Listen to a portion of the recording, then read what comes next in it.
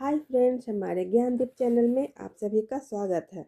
आज हम मत्स्य अवतार की बात कर रहे हैं, जो भगवान विष्णु का पहला अवतार है, जिसमें वे मछली के रूप में प्रकट हुए थे ताकि एक भयानक जल प्रलय से मनु और सप्तऋषि को बचा सके और वेदों की रक्षा कर सके, जिससे सृष्टि का नवनिर्माण हो सके और धर्म की स्थापना हो सके।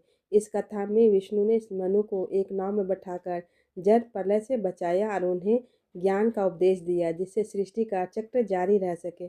चलिए जानते हैं मत्स्य अवतार की कहानी। प्राचीन काल में सत्यव्रत नामक एक राजा थे। वे बड़े ही उदार और भगवान के परम भक्त थे। एक दिन वे कृतमाला नदी में तर्पण कर रहे थे। उसी समय उनकी अंजलि में एक छोटी सी मछली आ गई। उसने अपने रक्षा की पुकार की। उस मछली की बात सुनकर राजा उसे कमंडलू में अपने आश्रम पर ले आए। कमंडलू में वह इतनी बढ़ गई कि पुनः उसे एक बड़े मटके में रखना पड़ा। थोड़ी देर बाद वह उसमें भी बड़ी हो गई और मटका छोटा पड़ने लगा।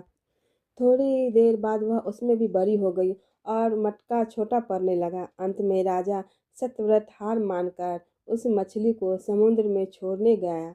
समुद्र में डालते समय मत्स्य ने राजा से कहा, राजन, समुद्र में बड़े बड़े मगर आदि रहते हैं, वे मुझे खा जाएंगे, इसलिए मुझे समुद्र में न छोड़ो। मछली की यह मधुर वाणी सुनकर राजा मोहित हो गए। उन्हें मत्स्य भगवान की लीला समझते देर न लगी। वे हाथ जोड़कर प्रार्थना करने लगे।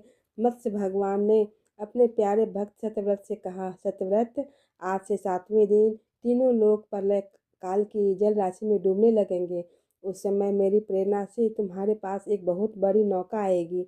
तुम सभी जीवों, पौधों और अन्न आदि के बीजों को लेकर सप्तऋषि के साथ उस पर बैठकर विचरण करना।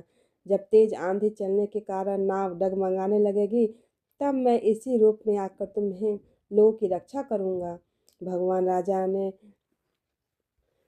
राजा से इतना कहकर अंतर्ध्यान हो गए। अंत में वह समय आ गया। राजा सत्यव्रत के देखते ही देखते सारी पृथ्वी पानी में डूबने लगी। राजा ने भगवान की बात याद की। उन्होंने देखा कि नाव भी आ गई है। वे बीजों को लेकर सप्तऋषि के साथ तुरंत नाव पर सवार हो गए। सप्तऋषि की आज्ञा से राजा ने भगवान का ध्यान किया। उसी समय उस महान समुद्र में मत्स्य के रूप में भगवान प्रकट हुए। तत्पश्चात भगवान ने प्रलय के समुद्र में विहार करते हुए सत्यव्रत को ज्ञान भक्ति का उपदेश दिया। हयग्रीव नामक एक राक्षस था। वह ब्राह्मण के मुख से निकले हुए वेदों को चुराकर पाताल में छिपा हुआ था। भगवान मत्स्य ने हयग्रीव को मारकर वेदों का भी उद्धार किया। समस्त जगत